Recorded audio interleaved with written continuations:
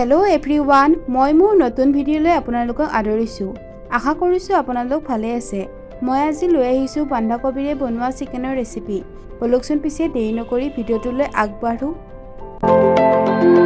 প্ৰথমতে মই এখন কেৰাহী গৰম কৰি হাফ কাপ মান তেল দি লম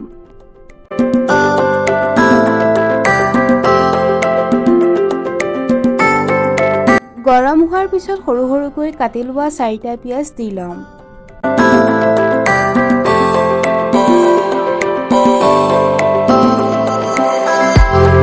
পিয়াজখিনি ভালদৰে ভজাৰ পিছত 1 চামুচ আদা নহৰু পেষ্ট দি দিম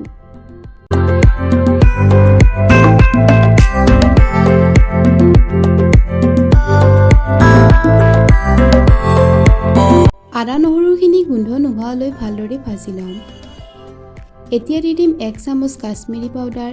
1 চামুচ জিৰা পাউডাৰ 1 চামুচ চিকেন মছলা আৰু এতিয়া ভালদৰে মছলাখিনি ভাজি লম পিছত জোখমতে হালধি পাউডাৰ আৰু হাফ চামুচ ৰেড চিলি পাউডাৰ দি ভালদৰে আকৌ লৰাই ভাজি থাকিম 5 মিনিট মান সময় মছলাখিনি ভালদৰে ভজাৰ পিছত চিকেনখিনি দি ভালদৰে লৰাই ভাজি থাকিম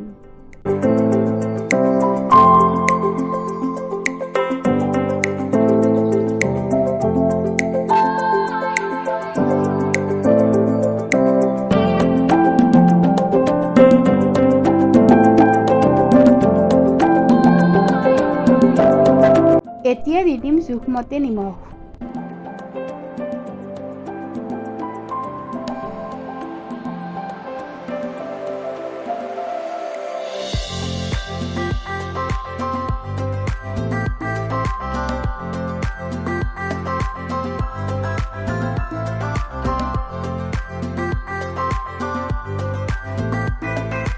নিমখ দি উঠি ভালদৰে 5 মিনিট মান সময় ভজাৰ পিছত 1 চামুচ সয়া সস দি ভালদৰে লৰাই ভাজি থাকিম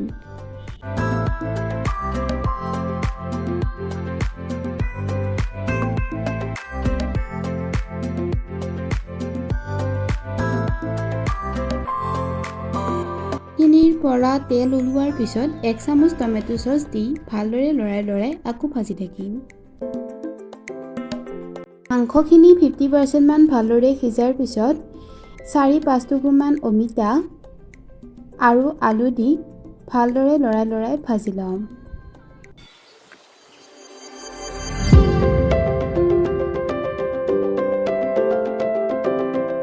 পাঁচ মিনিট মান সময় ভালদৰে ভজাৰ পিছত কাটি লোৱা বন্ধাকবিখিনি দি ভালদৰে আকৌ লৰাই ভাজি লম